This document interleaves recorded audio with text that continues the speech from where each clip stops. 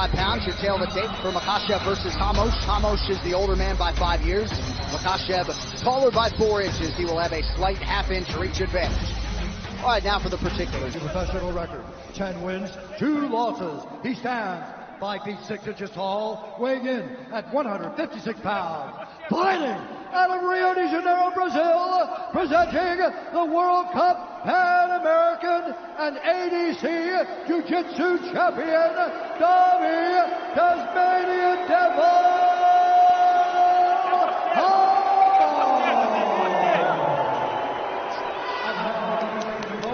Fighting out of the red corner, a combat sambo fighter, holding a professional record, 17 wins, 1 loss. He stands 5 feet 10 inches tall, weighing in at 155 pounds. Fighting out of Makhachkala, Russia, presenting the Combat Sambo World and European Champion, Islam Makhachev. And the action begins. Our referee in charge, Peter Hickmott. Peter Hickmott got the fresh fade for tonight. The beautiful Luciana Andrade getting ready for round 1 here. A lot of MAKHACHEV support in this building. Davi Hamosh trying to mute the Abu Dhabi masses here. MAKHACHEV is in red. Davi Hamosh is in black. Opens with an early kick to the body. Make the switch to Body Armor, the official sports drink of UFC. More natural, better sports drink. Grab one today at Speedway. That left high kick is one of Makhachev's best weapons. He lands it very well, especially on a southpaw. It's going to be there.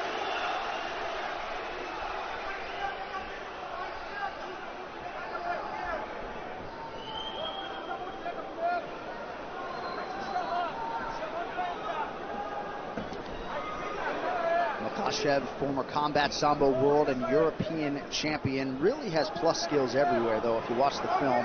Outstanding jab, good in the clinch, opportunistic submission game, knockout power.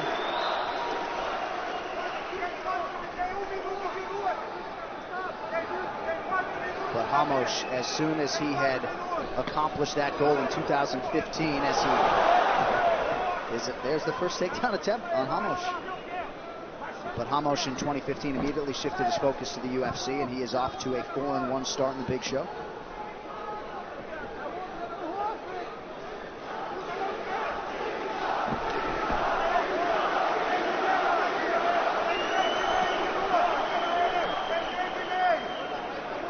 Hamosh has worked so hard to try to close that gap between his grappling and his striking. Said he can't be the UFC champion with just jiu-jitsu, but certainly got hands and he has power.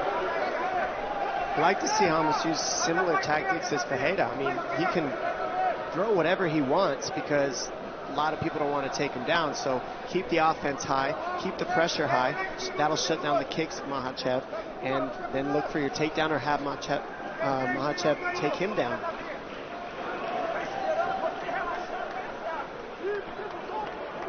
13th pro fight for Hamosh. He has never been finished as an MMA pro, and he's trained a lot in Russia, so very comfortable with this Abu Dhabi backdrop tonight. Is that a breeze? I just felt that can't be a breeze. That was from the left hand that just landed from Makhachev right there. That's what you felt. That was fast and it was hard and it hit right on the button. And the longer Hamosh waits on Makhachev, it's going to be a long night for him. He needs to be first and needs to not be waiting to counter. Crowd chanting for Islam Makhachev.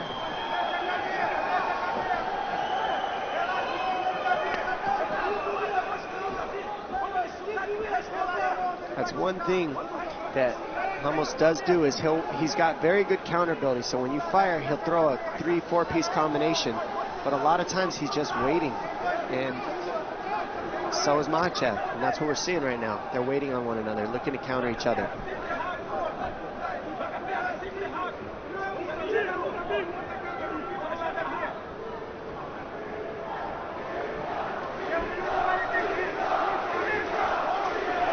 To the body, then retreats. So far, it's been one strike at a time from these guys, and combinations really step things up and make things a little different.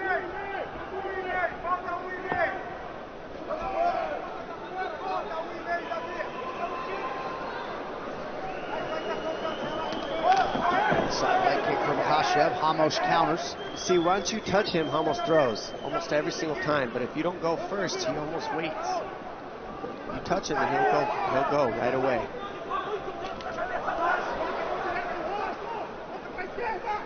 Now Makhachev mixing in the fakes, and that'll offset the counters of Hamosh. Excuse me.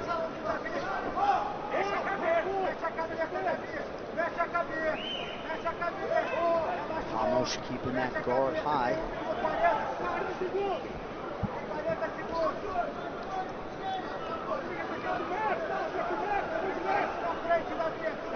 Crowd sort of waiting with bated breath for that Makhachev land. Coming up on 30 seconds to go here in round one. Hamosh unofficially just 2 for 20 on his strike attempts thus far. Together in the first round, these guys haven't thrown 20 strikes yet, really. About 50 total, so 25 each, excuse me. But the offense has been very low, and they're really just waiting on one another, looking to counter each other. Counter versus counter. Yep. Hamosh appeared to land a right hand partially a moment ago. 5 minutes down.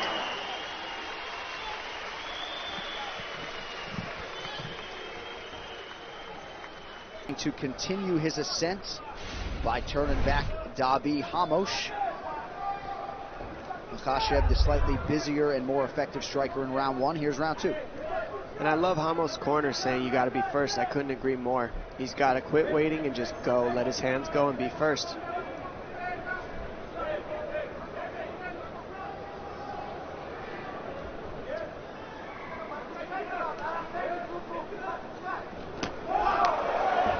Hamosh immediately counters with a flurry after Makhachev landed high. He almost waits on you to go before he goes. It's like give one, take one, give one, take one. And if Hamosh just is the first to go, things might change up. Looked like Hamosh was in a pretty good position to get a takedown, but not against someone like Makhachev.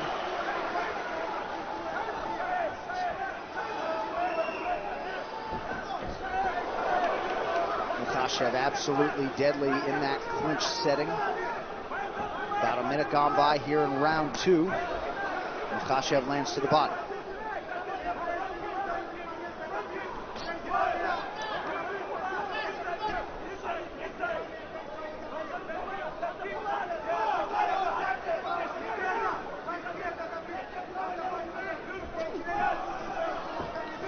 So both fighters have attempted just one takedown through the first nearly 7 minutes.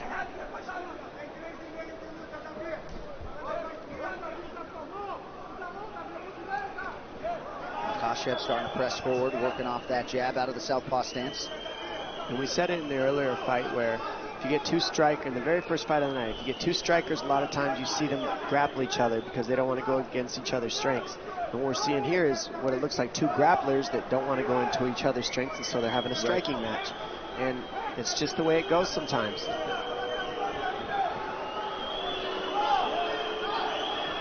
Neither of them wants to give an inch, and so they end up just not doing too much.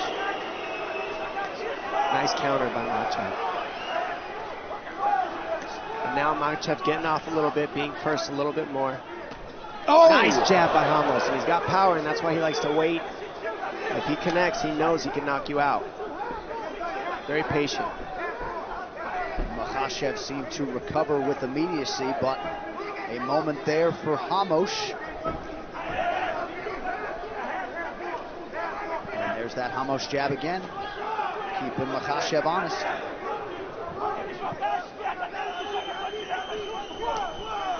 Beautiful handwork there by Makhachev.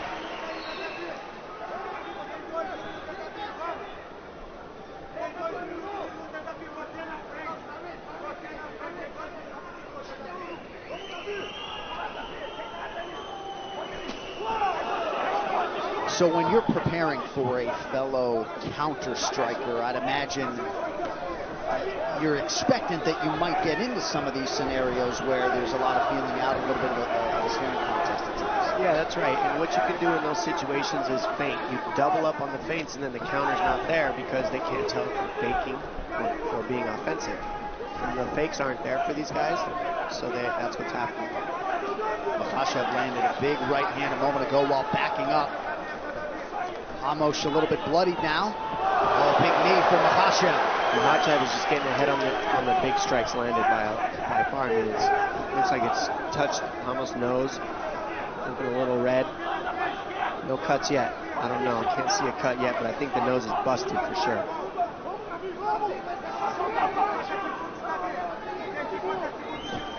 Ramos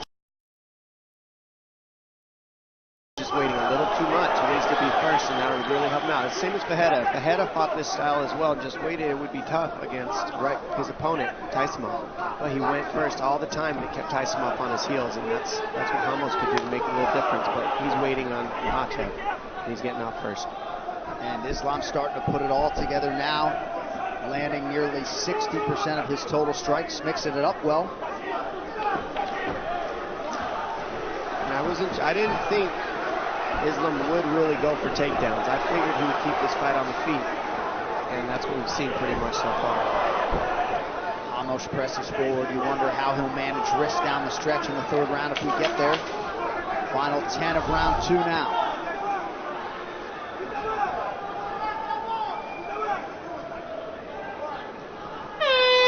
Good round for the Russian.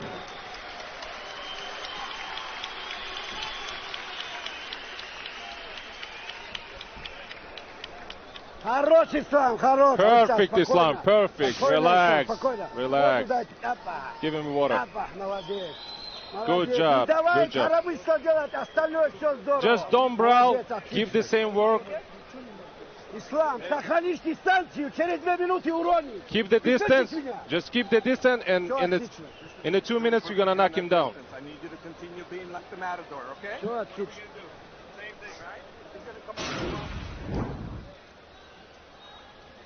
Goes to be thrown, and you see Ramos throws it like a check hook jab type of punch, and it connects, and you see this left hand really hurt Ramos, and another one down the pipe right to the nose. So probably the strongest, most significant punch was that hook jab hook looking punch that Ramos threw. It was like a mix of the two, and it kind of rocked Makhachev, but the accumulation of left hands is really adding up. All right, round 3 brought to you by P3, the official protein snack of the UFC. Davi Ramos was super excited when he heard that Islam Makhachev had accepted this fight. Now we'll see what the Brazilian Ramos can do over these final 5 minutes.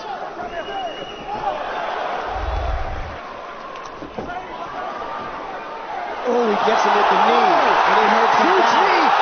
Ramos trying to recover. Oh, big punches. Huge punches landing.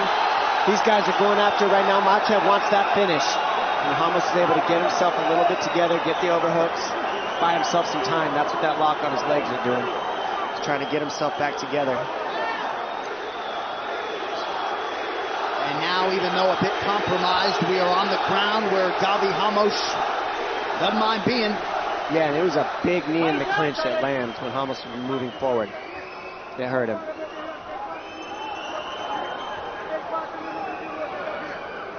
And keeping Ramos' head up against the fence is a real smart tactic because of the way it's hard to move your hips there. And he can't use armbar techniques or triangle techniques. It really shuts things down to a minimum here, where Makhachev has it. Makhachev's cardio outstanding. Certainly been very accurate with these ground strikes thus far.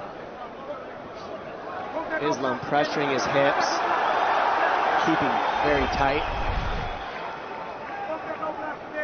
Almost looks like he's got himself back together, though.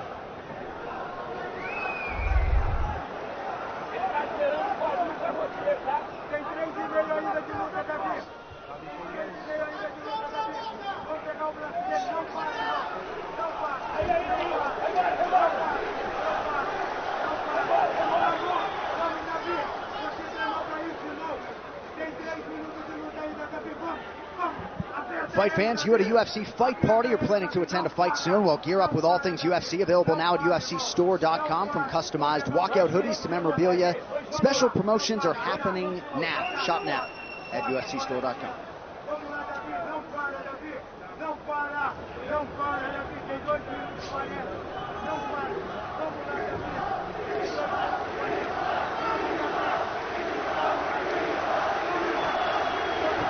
Makhachev staying active, continuing to work on Davi Hamosh here on the ground.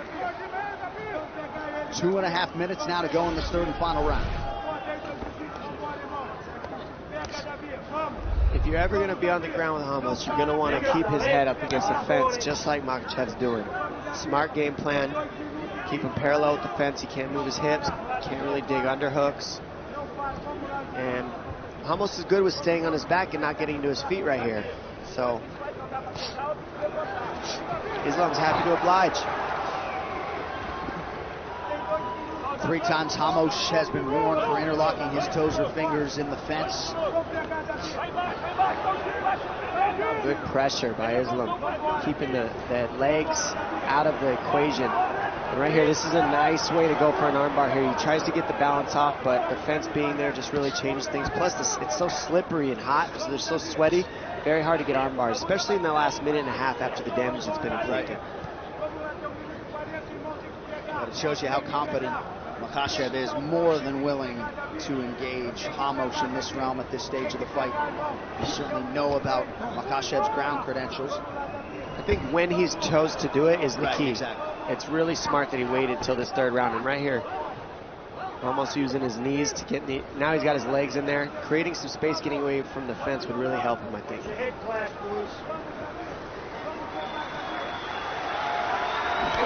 Appreciative crowd for these two warriors as we hit the final minute of the fight.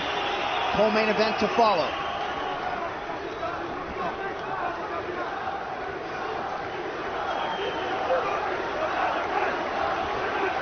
Crowd once again vocal in its support of Islam Makhachev. And you got to think if he wins tonight, likely to draw somebody else in that lightweight top 15. But what's so different about this fight scenario than a jiu-jitsu match is the fence. I mean, you can't move your hips. There's no space to create sweep scenarios.